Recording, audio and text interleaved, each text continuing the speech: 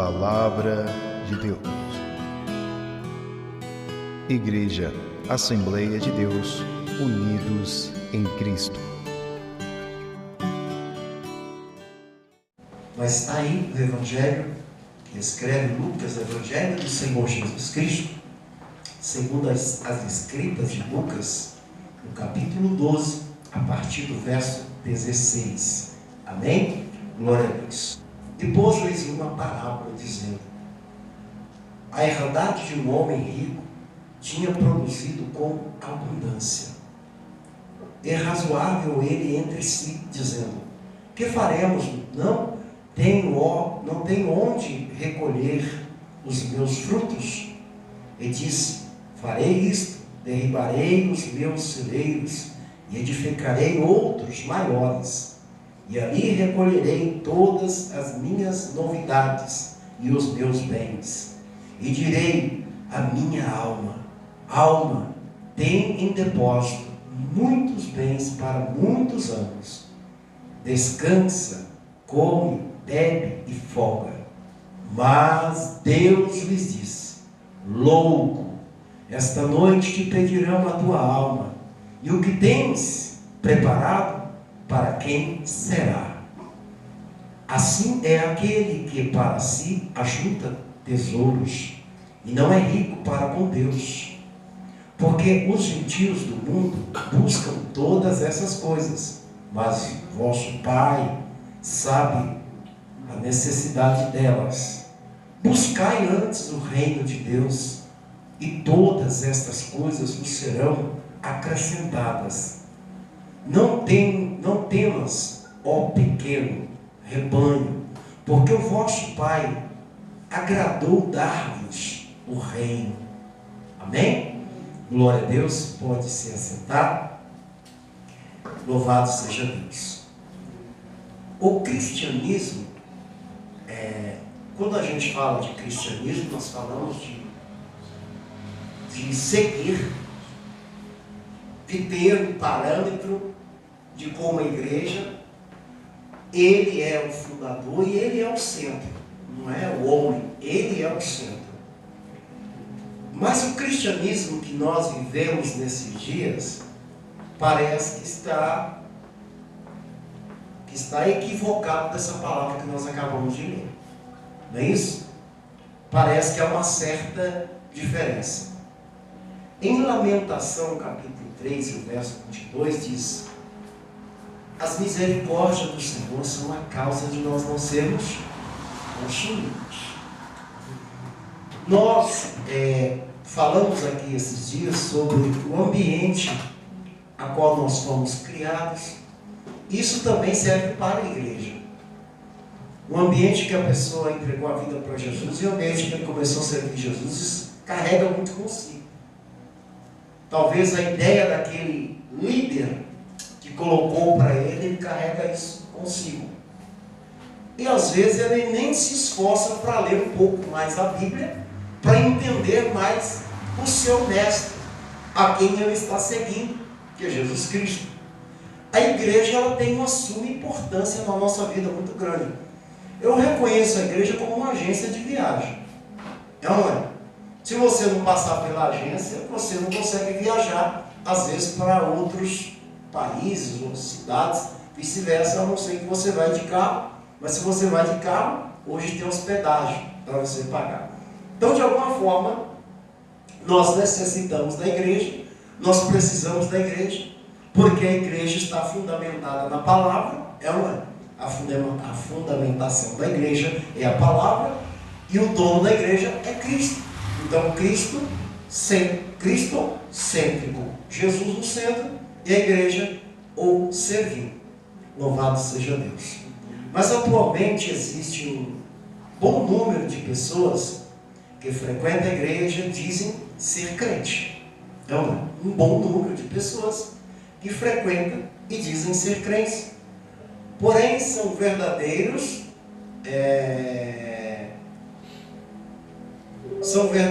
frequentadores. Porque conhecer a igreja, o endereço da igreja, até frequentar, isso não nos dá o direito de ser salvo. nós não viemos para ser salvos. Nós viemos porque nós somos salvos em Cristo Jesus. Então, nosso centro é Cristo Jesus na nossa vida. Então, nós valorizamos, em primeiro lugar, a Cristo e não aos bens. Nós, em primeiro lugar, nós valorizamos o bem que Jesus pode nos dar, não, a Jesus. E não as bênçãos do Senhor. Nós buscamos o Senhor. Ele se responsabiliza de colocar o que precisamos na nossa vida. A gente pode pedir um monte de coisa para Deus. E Ele pode não dar. Mas Ele não vai deixar faltar aquilo que a gente precisa. Isso é fato. Isso é fato. É Bíblia, é palavra. Ele não vai deixar faltar o que nós precisamos. Receber bênção e riqueza, ou glória e sucesso, isso, na maioria das vezes, nós vemos que o nosso tempo tem afastado o homem de Deus. Não é? As riquezas, o conforto, tem tirado as pessoas da presença do Senhor. Eu não sei se posso usar esse texto, tirado as pessoas, ou elas nunca foram à presença do Senhor. Porque uma vez que Jesus disse que aquele que beber da água que Ele der, que Ele nos dá, essa pessoa nunca mais terá sede, essa pessoa não terá desejo de voltar para trás, ou ela não olhará pelo retrovisor da vida, mas ela olhará sempre para frente dela. A gente pega alguns personagens da Bíblia, quando nós falamos de uma entrega realmente para Jesus, são diversos deles, mas um, a qual é o pregador dos gentios, que é Paulo. Esse Paulo, ele era fariseu, zeloso, né? Um fariseu, Paulo, e aquilo que ele acreditava, ele defendia. Ele defendia ao ponto de perseguir outras pessoas que eram contra o que ele acreditava, e ao ponto até de prendê-las e matá-las por isso, por ir contra ele. Quer dizer, ele cria de verdade, e a gente olha as religiões que estão à nossa volta, a dedicação que eles têm àquilo que eles acreditam. E o cristão não tem essa dedicação tão grande quanto as testemunhas de Jeová, que não importa se está chovendo, eles saem na rua, vão de 2 em 2, bate de porta em porta, mesmo alguém dizendo, vou jogar qualquer na cara dele, mas ele vai lá, ele não está nem aí, ele vai. Os mórmons também são assim, são persistentes, vão para cima, eles dão a vida pelo que eles creem, eles defendem aquilo de unhas e dentes. E nós, cristãos, que nos dizemos cristãos, nós não defendemos com tanta coerência aquilo que cremos, né? Louvado seja o nome do Senhor. Mas eu acredito e sei que há os remanescentes, não vamos generalizar tudo, mas uma minoria de parte luta pelo que acredita. Uma minoria, porque a maioria não luta pelo que acredita. Uma vez que nós acreditamos e cremos, assim como o nosso irmão Paulo acreditava e cria e chegava ao ponto de perseguir a igreja de Cristo, porque ele era um fariseu zeloso, ele fazia parte do farisaísmo, ele acreditava na Torá, nas leis. Então, quando surge o cristianismo, para eles era uma falsa religião. E ele se vestido de ódio pelos cristãos, é que ele vai chegar ao ponto de perseguir aos cristãos. Mas Paulo era um homem que tinha boas condições, não é isso? Ele tinha boas condições, tinha uma boa influência, ainda como fariseu, e Paulo vai ter um encontro com Jesus, todos nós conhecemos, em caminho de Damasco. Ele tem esse encontro com Jesus, e a vida dele é totalmente transformada. E aí a gente não consegue ver mais nas escritas que Paulo é um homem de posse. Agora ele é um homem de Jesus. E eu acho interessante o que ele escreve em Filipenses. Abre aí, vamos ver Filipenses capítulo 4 e versos 12 e 13. Nós devemos ser cristãos não apenas para receber bênçãos, mas também na hora da luta, da enfermidade, nos dias maus. O cristianismo autêntico é aquele ensinado pelo apóstolo Paulo. Olha aí, Filipenses 4, 12 e 13, quem achou, lê para nós aí. Ser está abatido e ser também ter mudança. Em toda a maneira, em todas as coisas estou instruído, tanto a ter fartura como a ter fome, tanto a ter abundância como a padecer necessidade. Glória a Deus. Paulo amava servir a Deus. Amava servir a Deus. Ele diz que não importa qual é a situação que ele estivesse, ele queria servir. Ele queria estar. Ele queria fazer. Então, ele amava servir a Deus. As circunstâncias, sejam elas favoráveis ou desfavoráveis, ele queria servir a Deus. Ao contrário dos nossos dias, que a gente quer servir mais quando está favorável. Não é? Quando está favorável. Quando está desfavorável, a gente... Não é que a gente deixa de ser crente, a gente dá uma amolecida. Não é? Mas quando está favorável, a gente tem mais apego. Não é? A gente vai ter mais apego e querer mais as coisas de Deus, vamos colocar assim.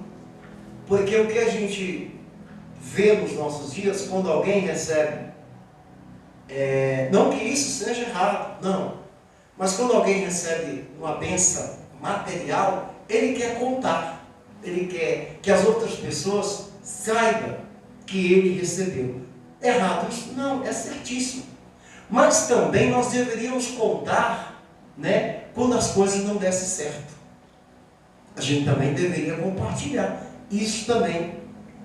Eu não sei nem se dizer compartilhar com a igreja, mas acho que é melhor compartilhar com Deus. Né? Como Jesus diz, fecha a porta do quarto e vai lá e expõe tudo isso para Ele. Louvado seja o nome do Senhor.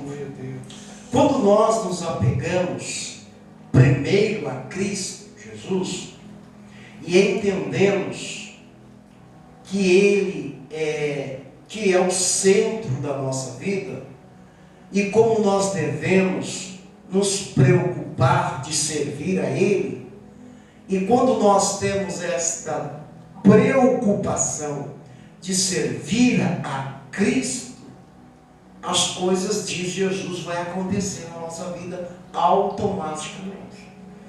Eu volto a repetir, para que nós não se tornamos como um mineiro que tem uma picareta na mão e uma lamparina que está procurando ouro. Não, nós já temos tudo. Se estamos servindo a Cristo, as bênçãos vão ter que se preocupar de nos alcançar. As coisas acontecem tão automaticamente na nossa vida, quando nós resolvemos servir a Cristo, que a gente nem percebe. As coisas vão acontecendo, elas vão fluindo. Louvado seja Deus. A palavra do Senhor diz: propôs-lhes uma parábola. É uma parábola dizendo a herdade de um homem. É Jesus que está contando isso aqui. É Ele que está dizendo isso aqui. Que esse homem, ele vai ficar preocupado porque ele granjeou muito. E os seus celeiros, os seus espaços eram pequenos para colocar tanta coisa.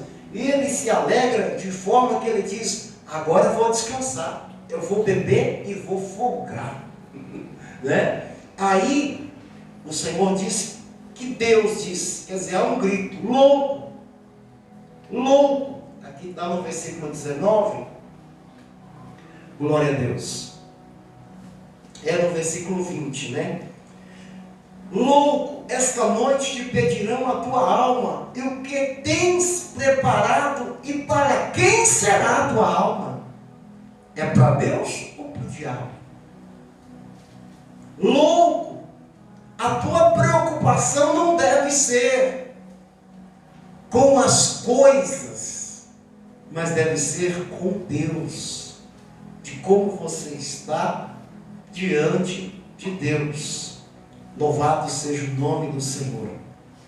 A questão do Evangelho não é o valor financeiro. A questão do Evangelho é o valor da alma. Né? É a alma, essa que é importante.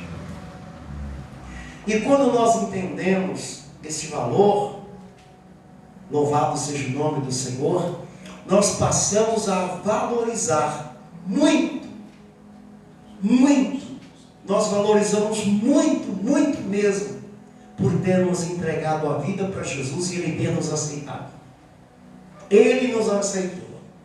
Nós não podemos ser valorizados pelos dons, os dons, pelos talentos, né? Pelas riquezas, mas sim, nós devemos ser valorizados pelo caráter. O caráter, isto é o fruto, louvado seja Deus, que nós adquirimos de Jesus Cristo. Porque o caráter forjado vai nos fazer parecer muito com Jesus. Vai fazer-nos parecer com Jesus. E este é o verdadeiro homem de Deus, aquele que se parece com Jesus. Não é aquele que fala em línguas estranhas, que tem dom de revelação, de profecia. Não.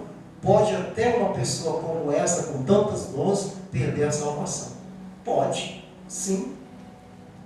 Porque nada disso, porque isso são ferramentas para a igreja. Todos os dons são ferramentas para a igreja. Isso é para reger a igreja. Não é? Mas tudo isso, a qual o Senhor dá à sua igreja para reger a sua igreja, não é coisa suficiente para salvar. Porque Salvador é só Cristo. É Jesus que é o Salvador. O cara pode fazer 1000 movimentos e chegar na hora de perder sua salvação. Não. Mas Jesus, na sua grande fidelidade com a sua igreja, então Ele concedeu esses dons para reger a sua igreja. São importantes na igreja? São importantes na igreja. Mas em primeiro lugar, a maior importância somos nós termos o nosso caráter forjado, tratado, cuidado, todos os dias. Todos os dias nós podemos ser feridos, mas nós já estamos preparados para perdoar. Porque a caminhada cristã, há ferimentos, a calúnia, a perseguição, não é? Paulo vai dizer que nós somos como astros no mundo. A gente vai lembrar daquele moço que pega a cruz de Jesus quando Jesus cai. Jesus está indo em direção à sua crucificação, no Gólgota, e tem um moço que quando Jesus cai, ele pega a cruz. Como é que é o nome dele? O Cirineu. O Cirineu pega a cruz. Cirineu era um estrangeiro na cidade. Ele estava de passagem na cidade. Ninguém conhecia o Cirineu. Mas quando ele pega a cruz de Jesus, todos os olhares que estão para Jesus voltam para o Cirineu. Agora ele passa a ser visto. Tanto que ele aparece nas Escrituras Sagradas. Ele aparece a ser visto. Quando a gente está no mundo sem Jesus, quando a gente está no mundo sem Jesus, ninguém nos vê. Mas quando a gente vem para a igreja, todo mundo vê a gente. Inclusive os parentes. São os primeiros.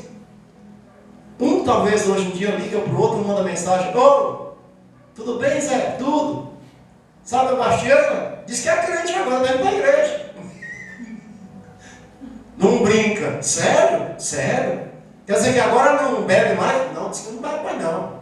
Não dança um forrozinho mais não, não dança mais não. Ela está indo para a igreja e a notícia espalha no meio da família. E fica um, vai passando por outro, passando por outro, passando por outro. Fulano agora diz que é santa, né? Começa a espalhar a notícia.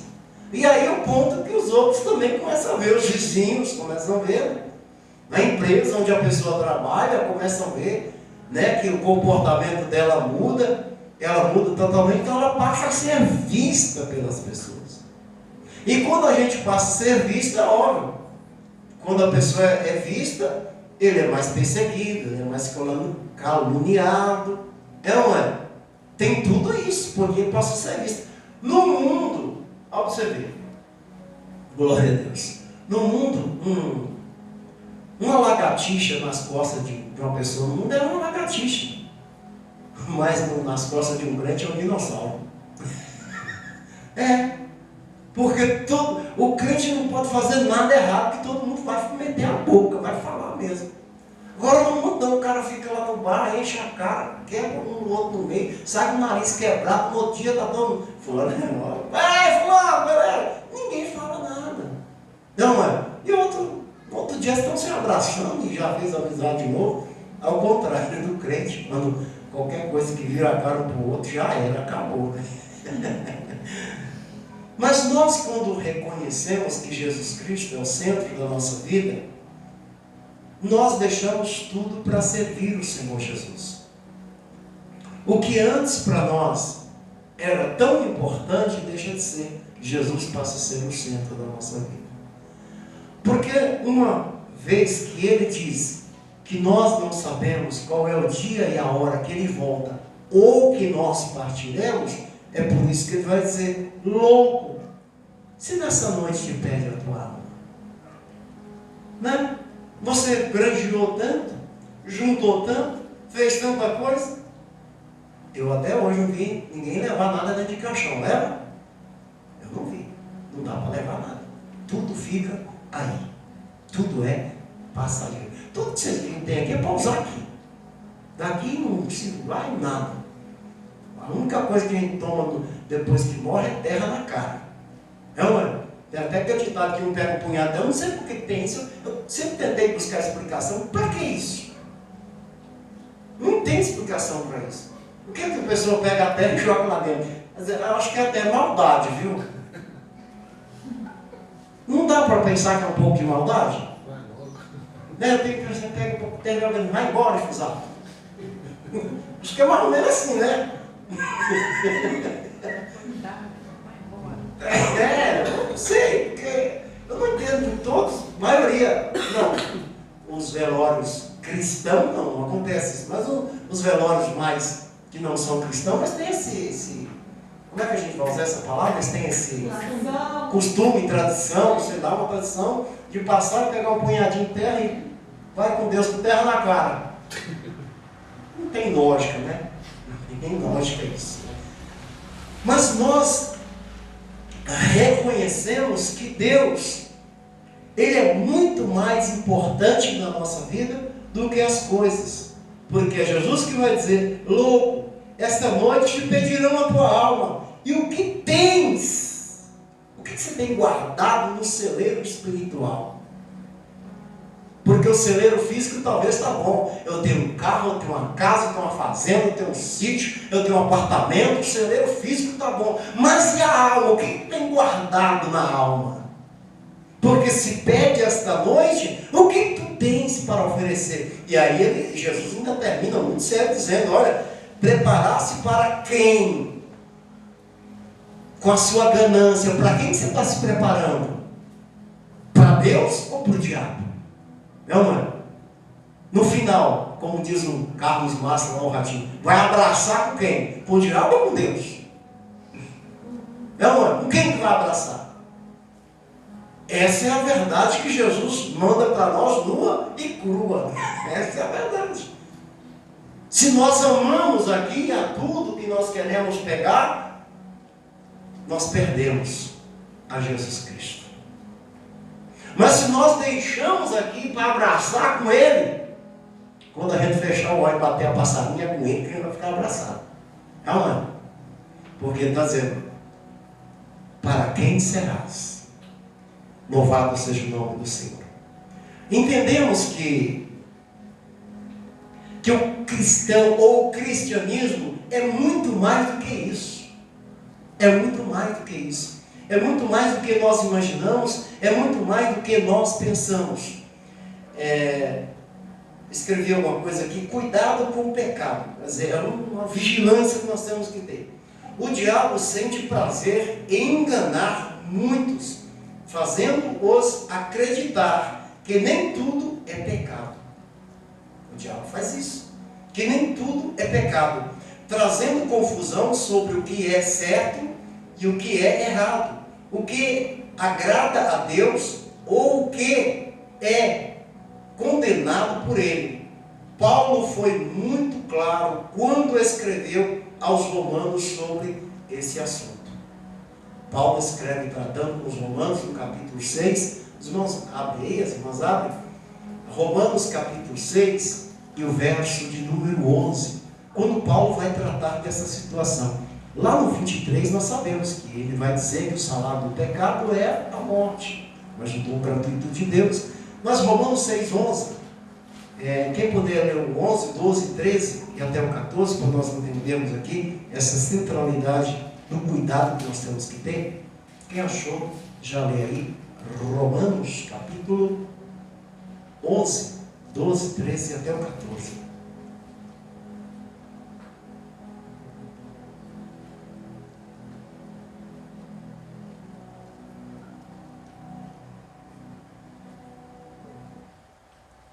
Assim também vos considerai-vos como mortos para o pecado, mas vivos para Deus em Cristo Jesus nosso Senhor. Não reine, portanto, o pecado em vosso corpo mortal, para me obedecerdes em sua concupiscência. Nem tampouco apresentai-vos vossos membros ao pecado por instrumento de iniquidade, mas apresentai-vos a Deus como vivo dentre os mortos, e os vossos membros a Deus como instrumento de justiça. Glória a Deus. Louvado seja o nome do Senhor. Nós temos que ter cuidado com o pecado, com o diabo, com Satanás, que é astuto, terrível, e o inimigo mortal das nossas almas. Inimigo mortal. Se alguém quer ser identificado como cristão, deve pensar, sentir, agir como o Senhor. Ser cheio do Espírito Santo, a fim de que seu fruto seja achado na pessoa de Jesus Cristo. Que Jesus se agrade de nós. É ou não é? Como ele se agradava de Marta e Maria, que sempre que ele ia em Betânia, qual a casa que ele ficava? Na casa de Marta e Maria. Jesus sempre ficava lá com seus discípulos. Tanto que o texto diz que eles eram amigos de Jesus. É ou não? Eram amigos. Jesus sempre ficava na casa de Marta e Maria. Então, quando nós geramos e temos esse caráter, e nós somos cheios do Espírito Santo, não é cheio do Espírito Santo no momento, porque nós pentecostais entendemos que para ser cheio do Espírito Santo tem que dar, né? Tem que profetizar, tem que ter revelação, nós entendemos isso. Mas ser cheio do Espírito Santo é ter um caráter forjado todos os dias, toda hora. Ser cheio do Espírito Santo não é por um momento, é sempre, é todo o tempo ser cheio do Espírito Santo. Ser cheio do Espírito Santo nas decisões, ser cheio do Espírito Santo no falar, ser cheio do Espírito Santo no agir. Porque ser cheio do Espírito Santo não é entrar em transe. Tem irmão que você está olhando, peraí. Não, ser cheio do Espírito Santo é comportamento. Olha, se parecer-se com Jesus é ser cheio do Espírito Santo. Louvado seja o nome do Senhor. É preciso que se faça diferença entre ser cheio do Espírito Santo e participar dos movimentos espirituais. Existem os movimentos espirituais, existe. Você vai numa vigília, o fogo está pegando, é um movimento espiritual. Então há essa diferença. Ser cheio do Espírito Santo significa deixar-se dominar por Ele, dar todo o nosso coração para Ele, lembrar a parábola contada por Jesus. Jesus Cristo é tremendo, que nós acabamos de ler. No capítulo 12 e o verso 20, louvado seja Deus, mas Deus lhes disse, louco. Essa palavra é muito forte, né, irmãos? E é Jesus que diz, louco. Se pedires nessa noite, se pedirão a tua alma, e o que tens preparado.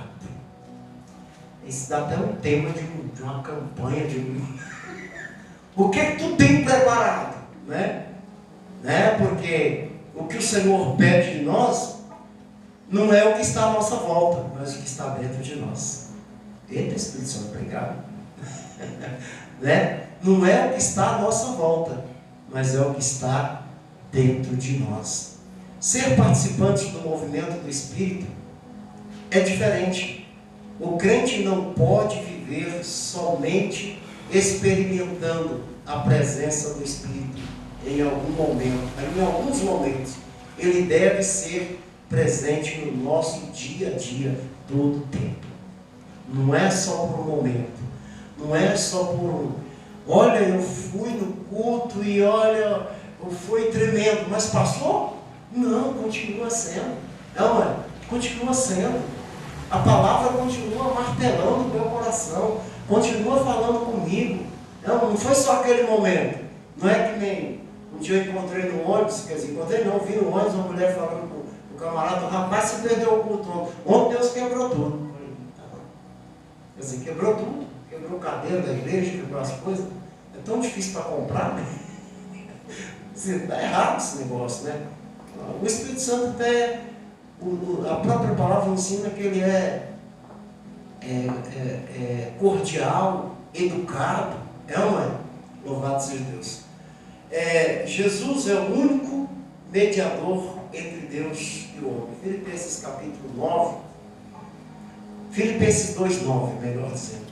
Jesus Cristo é o único mediador entre Deus e o homem. Quem achou aí, lê para nós aí? Filipenses, nós estamos aqui em Filipenses.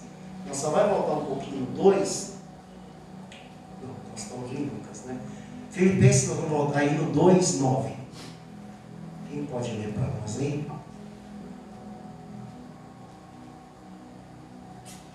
Pelo que também Deus o exaltou soberanamente, Ele deu um nome que é sobre todo nome. Todos os nomes. É o nome de Jesus. Jesus é o maior. Jesus é tremendo.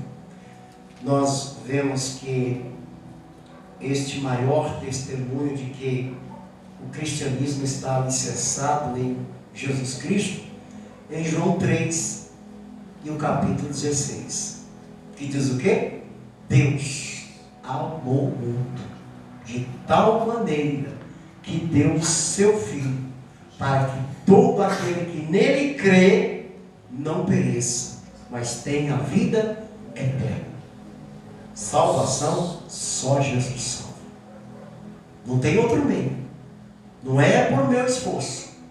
É Jesus que salva. Ele tem o guarda-chuva. Essa chuva aí, de vez em quando fica mais grossa e tal. Se a irmã ia sair daqui agora, sem guarda-chuva até a casa dela, ela vai molhar toda. A casa dela não é tão longe, mas ela vai molhar.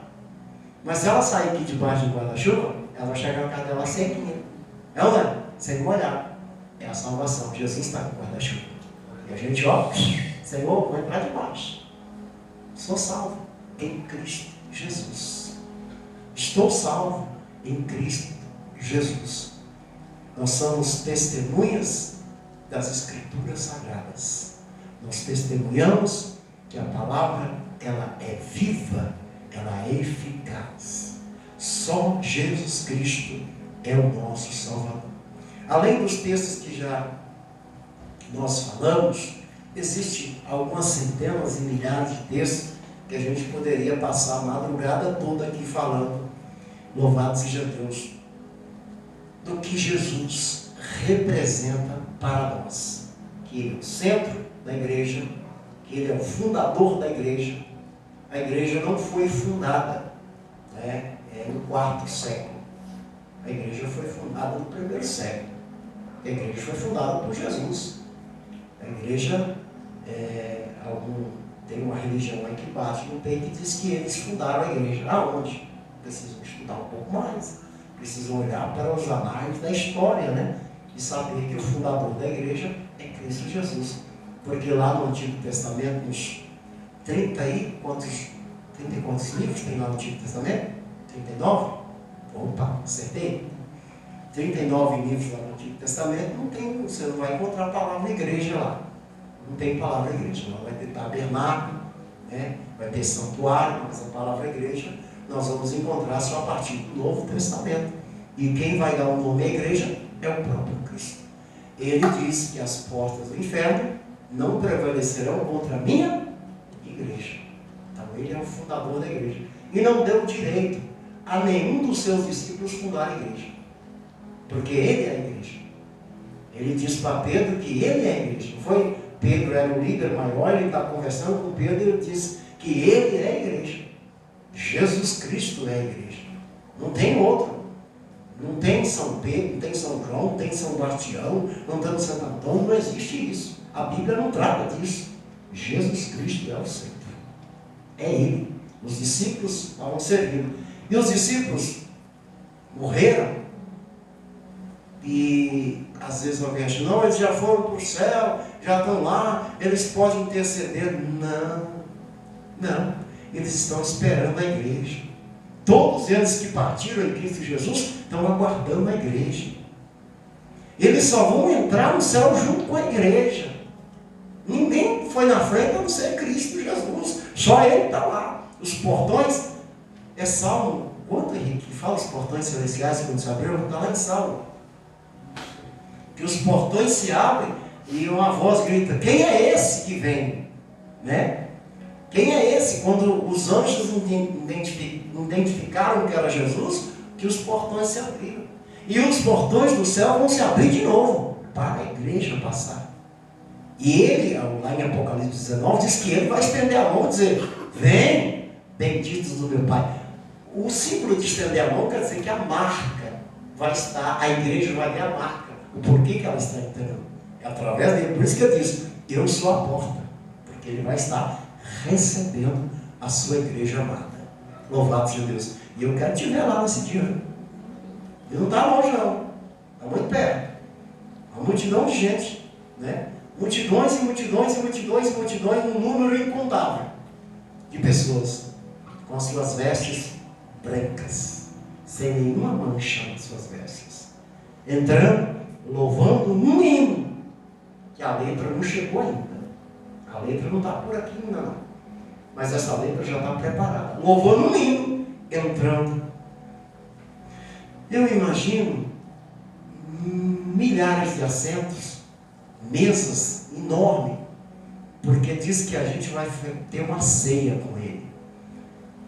E a Bíblia é tremenda, porque nesse momento que a gente está lá no céu, ceando com Jesus, o pau está quebrando aqui embaixo. O pau está quebrando a carne-noca aqui, o negócio está feio aqui embaixo. Ó, o pau está comendo aqui, a igreja está lá, ceando com Cristo. Nesse período que a igreja está lá, vai passar 3 anos e meio. Quer dizer, é como a palavra diz que para Deus, 1000 anos é como um dia. Não é? A gente vai estar lá, e aqui, os 3 anos e meio aqui, o couro vai estar comendo aqui embaixo. O anticristo, aquela coisa toda, a igreja está lá na glória. Gozando das maravilhas. Aí vai chegar uma hora que Jesus diz, vamos voltar lá na terra? A igreja inteira vai assistir a destruição da terra de uma vez por todas. Nós vamos assistir de camarim. É camarim que fala? Sem nada. Nós vamos assistir a destruição da terra, dos ímpios, Satanás. E Jesus, sabe? Jesus vai lá naquele batalhão, não. Só um sopro. Faz, acaba tudo, termina tudo. Glória seja dada ao nome do Senhor. Que esse dia que não está longe, nós queremos estar incluídos em meio a esta multidão. Amém? Quem pode aplaudir Jesus? Glória a Deus. Maranata, ora vem, Senhor Jesus. Vamos orar e agradecer ao Senhor. Sexta-feira nós estaremos aqui de volta, prosseguindo com o 6º dia da campanha de oração. É o 6º dia já, né? Rápido, esse nosso propósito, ao Senhor enviar trabalhadores a esta obra. Também estamos nas casas, né? Aí, nas terças-feiras, uma bênção na casa da irmã Noé, nessa última terça-feira, que foi bom demais. Nós levamos um bolinho, comemoramos no aniversário da irmã Noé, foi muito bom. Eu acabei nem jantando, porque não vi demais não. Foi muito bom, maravilha. Nessa terça-feira nós terminamos esse propósito lá na casa da Noé. Eu não sei nem para onde que nós vamos depois de terça-feira. Já é a casa da senhora? Eu não sei nem qual é a programação. Vamos embora, vamos lá. Em nome de Jesus. Eu não sei se era a casa da irmã Vânia, não sei depois. É da Vânia? Então a Marisa fica depois. A senhora já ouviu falar que a vitória não é dos primeiros, não é nem do meio, mas é do último? Então fica aí no propósito aí, amém?